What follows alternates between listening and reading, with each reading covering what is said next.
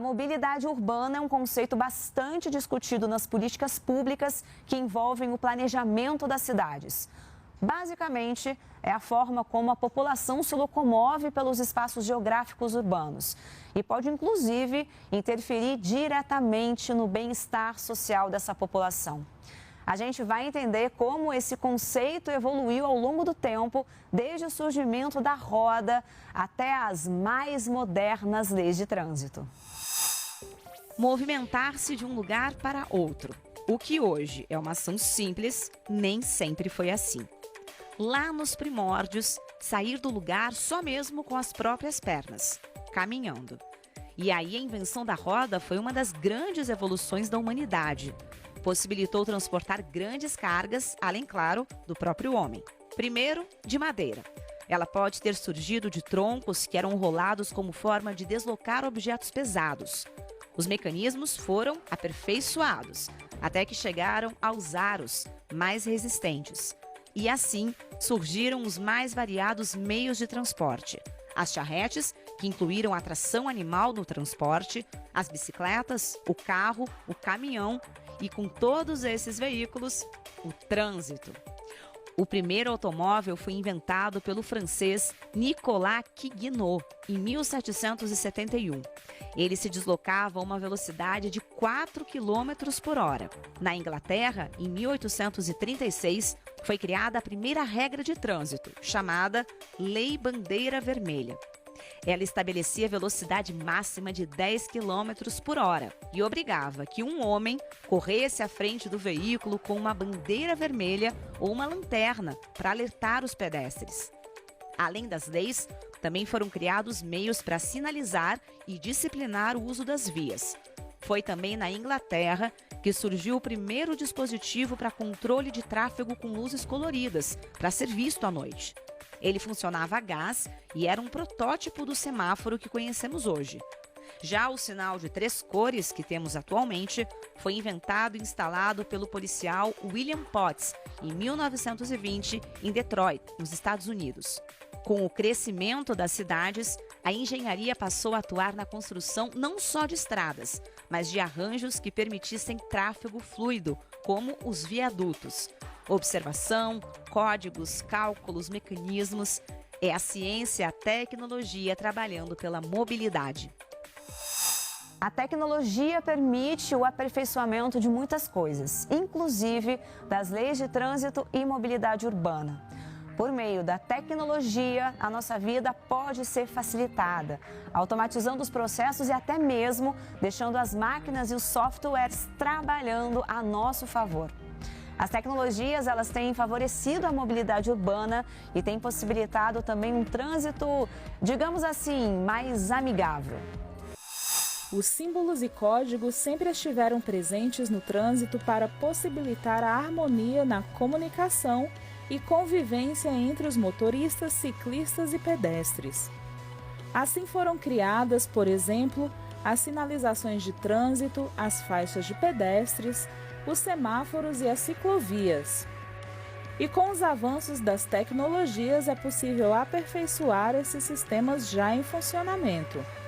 Na área da mobilidade, tecnologias como a inteligência artificial são ferramentas para tornar tudo mais fluido. Os semáforos inteligentes, por exemplo, com o uso de câmeras, com software de inteligência artificial, estão o tempo todo contando o número de veículos que estão passando naquele lugar e readequando o tempo de abertura e fechamento dos semáforos para que aquele trânsito não fique congestionado e flua de uma maneira melhor. Com vários sensores, com essas câmeras, com contagens de veículos, com tudo isso que está sendo gerado, os gestores públicos podem tomar decisões, por exemplo, de onde pôr mais ciclovias, onde pôr mais faixas de pedestre, botoeiras de pedestre, recursos de acessibilidade para deficientes físicos e, com isso, melhorar o trânsito para os veículos, mas também melhorar o deslocamento de pedestres e de ciclistas, transformando assim a qualidade de vida naquela cidade. E para implementar essas novas tecnologias surgiram as Sandbox, uma zona de demonstração e testes criada dentro das cidades para que a população possa validar a utilidade de cada um dos novos dispositivos. A partir da aprovação, aquela melhoria pode ser replicada para o município inteiro.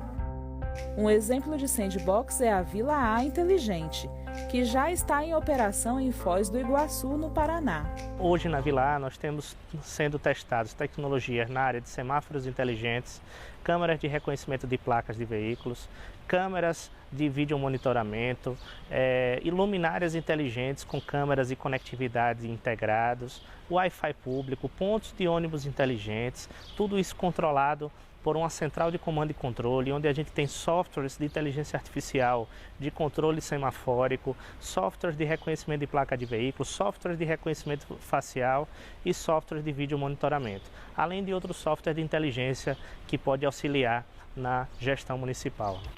O gerente da Unidade de Novos Negócios da Agência Brasileira de Desenvolvimento Industrial explica que em poucos meses de operação já é possível identificar a solução de problemas. Já temos alguns crimes que foram solucionados graças às câmeras que existem lá no bairro. Já existem ganhos de mobilidade, cruzamentos que antes tinham uma retenção de veículos grande, principalmente em horários de pico. Hoje não existe mais, graças ao uso de semáforos inteligentes. A próxima etapa da Vila A Inteligente é um edital de chamamento público para que mais startups e empresas de tecnologia possam divulgar seus produtos. Esse incentivo a projetos de transformação digital é um passo que nos aproxima cada vez mais das cidades inteligentes. Eu acredito que estamos sim mais próximos das cidades inteligentes. As cidades, o principal é você conseguir mudar a cultura do gestor público para entender que ele necessita promover a transformação digital, a inovação no seu município. E isso já foi conseguido. A gente vê vários gestores já em seus planos de governo, trazendo temáticas de tecnologia, de inovação, de saúde 4.0, mobilidade 4.0, segurança 4.0. E com isso a gente está vendo que realmente as cidades estão se tornando numa velocidade muito grande e cada vez mais inteligentes no Brasil e no mundo.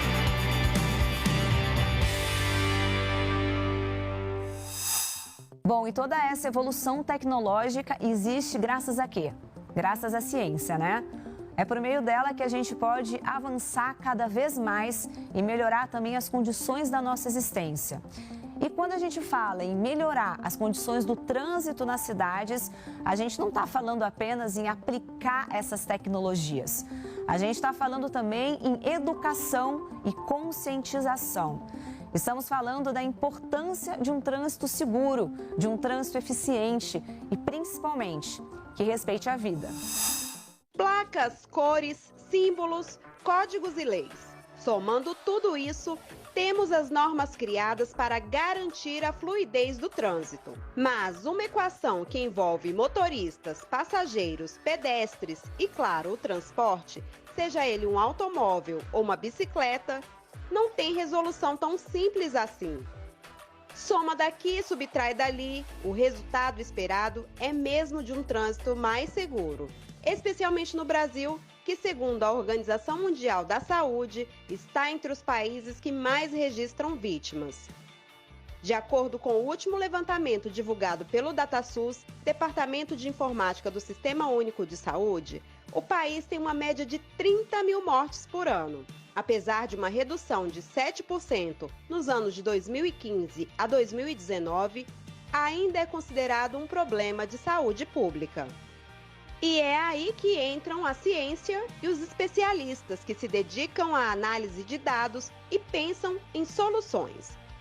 Um grupo de engenheiros da Universidade de São Paulo, em São Carlos, se uniu para desenvolver um aplicativo gamificado. O jogo, que é acionado antes do percurso, bloqueia alertas de outros aplicativos e incentiva o motorista a manter boas práticas ao dirigir.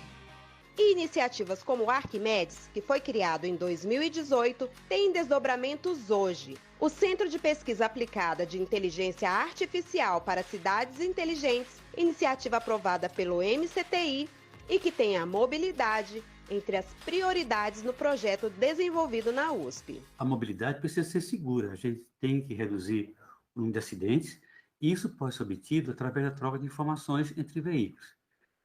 Podemos também fazer com que os veículos de diferentes modalidades, como carros, bicicletas, motocicletas, trocam informações entre eles para aumentar essa segurança. Outra iniciativa importante é contar com semáforos inteligentes, ou seja, semáforos que possam controlar o tempo atribuído a cada via quando ocorre alguma emergência. Por exemplo, quando a ambulância precisa cruzar algum local, passar por um cruzamento da cidade. O mesmo para veículos de corpo bombeiro, veículos de segurança e assim por diante. Ele deve ainda também, um bom sistema de mobilidade, ajudar o condutor a tomar decisões que ele tem que tomar na hora de conduzir o veículo, que reduzam a chance e a gravidade de um acidente. E, finalmente, a iniciativa de mobilidade deve também ajudar na educação das pessoas para que nós tenhamos um trânsito mais seguro. E na Universidade Federal de Goiás, pesquisadores usam um software que avalia a qualidade do asfalto. A professora Lilian Rezende, que lidera os estudos com o método Medina, método de dimensionamento nacional, explica que a qualidade das vias impacta na segurança do trânsito.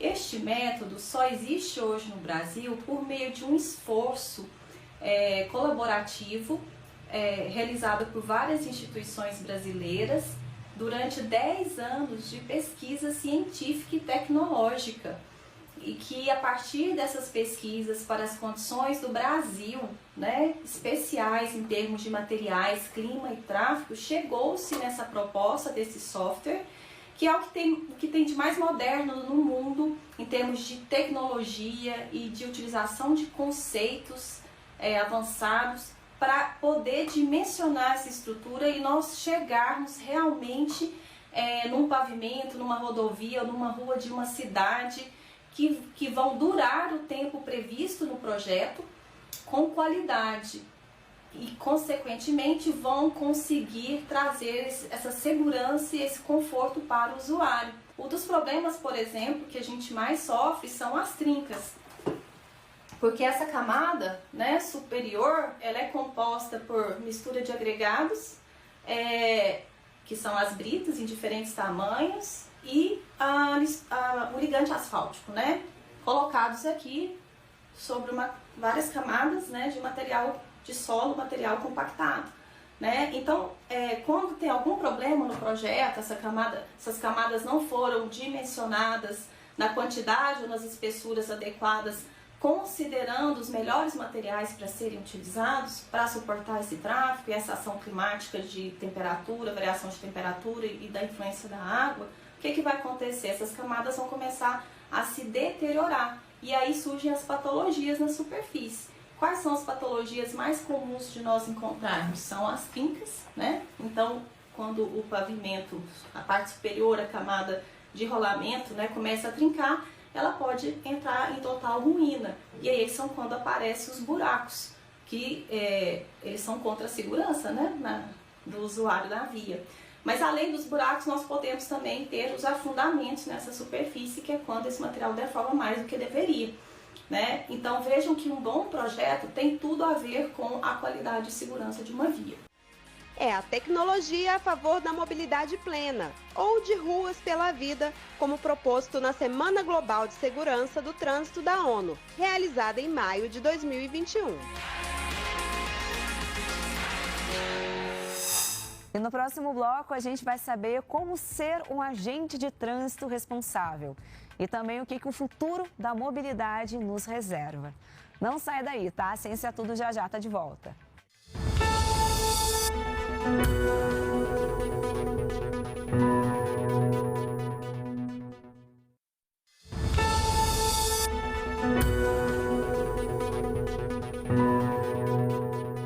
E nós estamos de volta com o Ciência é Tudo, hoje falando sobre mobilidade urbana. E para a gente ter um trânsito melhor nas cidades, é preciso que cada um cumpra o seu papel da melhor maneira possível. Isso inclui ter responsabilidade no trânsito e até mesmo procurar formas alternativas de deslocamento. Já pensou sobre isso? O alto número de carros nas ruas complica a mobilidade e afeta a qualidade de vida de muitas pessoas em grandes cidades no mundo todo.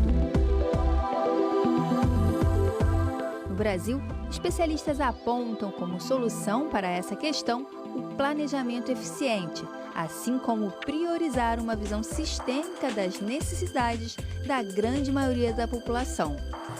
Acho que qualquer cidade que queira investir na transformação da mobilidade urbana, ela passa primeiro por escutar as verdadeiras necessidades de quem usa o transporte público urbano hoje em dia. Mas pensar em investir é investir com inteligência sobre alguns sistemas de transportes, alguns meios de transportes que garantam uma melhor qualidade de mobilidade, uma melhor mobilidade e acessibilidade para cada vez maior fatia da população brasileira. É fundamental que o planejamento seja integrado. A gente não pode pensar só num modal de transporte, nem só na bicicleta, nem só a pé, nem só de táxi, de carro individual ou de ônibus. É preciso pensar isso tudo como um grande sistema. Existem deslocamentos necessários de longa distância em que sistemas de alta capacidade, como o metrô, podem ainda fazer parte do cardápio de alternativas. No Brasil, a cidade de Curitiba, no Paraná, virou referência na mobilidade urbana com a adoção dos chamados BRTs. Mas não basta apenas reproduzir esse modelo em outros municípios pelo país e pelo mundo. É preciso entender a dinâmica social de cada local. Curitiba conseguiu emplacar uma imagem de referência, fundamentalmente na questão da mobilidade do trânsito, por vários fatores. Dentre eles, talvez os mais decisivos sejam que ela começou a se planejar muito cedo, conseguindo fazer intervenções estruturais desde a década de 60. A conjuntura econômica e financeira e política permitiu que ela se antecipasse a determinados problemas urbanos. Conseguiu implementar esse planejamento integrando uso do solo, sistema viário e transportes. E aí conseguiu incrementar uma política de mobilidade que tivesse a prioridade no transporte coletivo muito antes do que a maioria das grandes cidades brasileiras. E na criação de espaços na escala do pedestre, mais tarde também do ciclista. Criou-se corredores exclusivos para o transporte coletivo, que hoje em dia ainda estão se implantando em outras cidades. Esses corredores exclusivos fizeram com que o transporte tivesse uma velocidade média maior e melhor. A adoção de transportes alternativos e menos poluentes é o caminho para melhorar a mobilidade nas áreas urbanas. Mas mais do que isso, os técnicos na área apontam a necessidade de priorizar o transporte público, além de políticas que diminuam a necessidade de grandes deslocamentos da população, como acesso a trabalho perto de casa. Dessa forma, os trabalhadores poderiam priorizar diariamente formas de locomoção alternativas, como bicicletas, patinetes, skates ou até uma boa caminhada. Como alternativas ao transporte motorizado, nós recomendamos a ciclomobilidade e o transporte pedonal. Claro que essas situações só são viáveis para cidades onde os deslocamentos se dão em distâncias menores. Como exemplo, citamos um plano de mobilidade que estamos realizando atualmente para a cidade de Guaratuba, no litoral do Paraná, onde, para nossa surpresa, 40% da população utiliza bicicletas todos os dias para os seus deslocamentos. Para tal, é também necessário que se tenha uma infraestrutura adequada, seja através de ciclovias, ciclofaixas, a colocação de bicicletários, a colocação de paraciclos e de uma iluminação pública adequada para melhorar a segurança dos usuários e cicloativistas.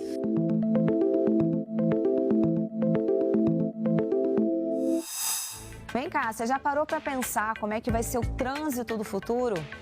Pois é, uma das grandes promessas para o futuro da mobilidade no mundo são os veículos elétricos. Porque além de poluir menos, eles também podem ser aí uma grande revolução esperada, para os próximos anos. Veículos elétricos são a grande aposta para o futuro da mobilidade urbana. Mais silenciosos e menos poluentes, eles são uma das soluções apontadas como fundamentais para reduzir as mudanças climáticas no planeta. E qualquer país que queira fazer a transição de veículos a combustão para veículos elétricos tem 3 desafios principais para resolver. O primeiro é a oferta do veículo elétrico, o segundo é a solução de recarga que seja conveniente e eficaz, e o terceiro é o arranjo econômico para que isso possa ser adotado em larga escala.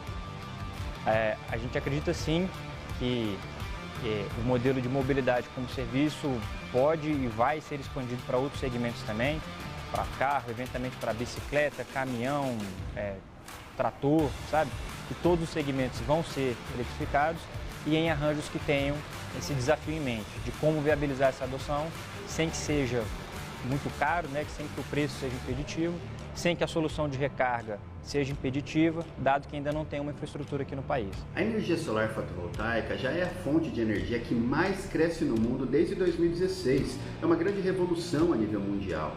Então essa integração da energia solar fotovoltaica, a bateria para armazenar essa energia e a mobilidade elétrica é hoje a principal tendência no mundo. A gente vai ver cada vez mais residências que vão ter sistemas de geração distribuída, também recargas de veículos elétricos, algumas só consumindo energia para o carro, outras só gerando energia. Então cada vez mais uma rede integrada, dentro dessa micro-rede de energia renovável, onde o veículo elétrico vai ser parte de uma estratégia de uma rede inteligente.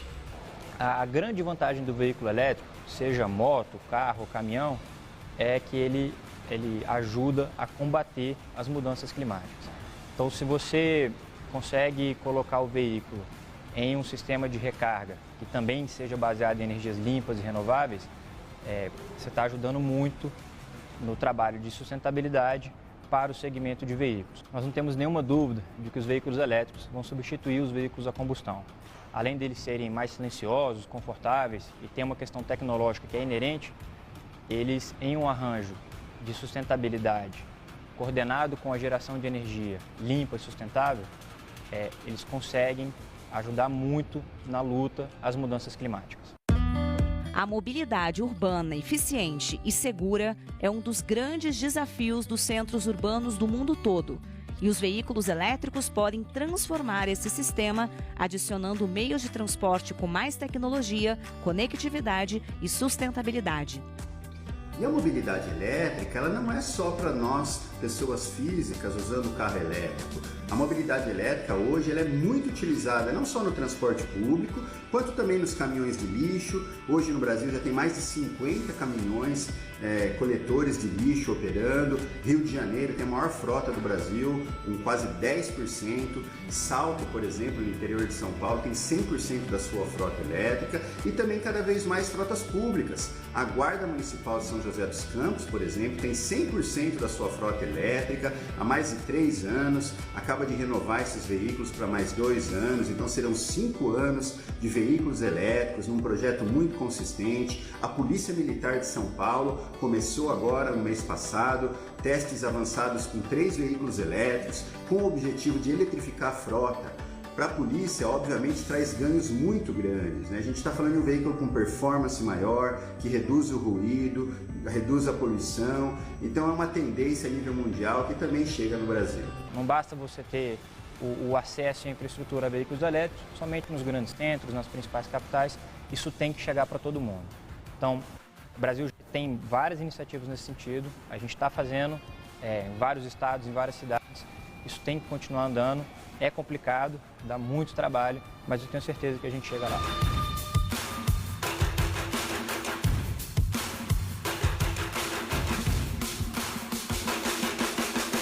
O programa de hoje fica por aqui. Espero que você tenha aprendido, que você tenha gostado. Lembrando que para rever esse, né, ou qualquer outro programa, é só você acessar o canal da TV Brasil no YouTube ou então acompanhar pelo aplicativo TV Brasil Play. Tá tudo lá. Eu sou a Karina Cardoso e o Ciência Tudo fica por aqui. Obrigada aí pela sua companhia e semana que vem a gente está de volta. Um grande beijo. Tchau.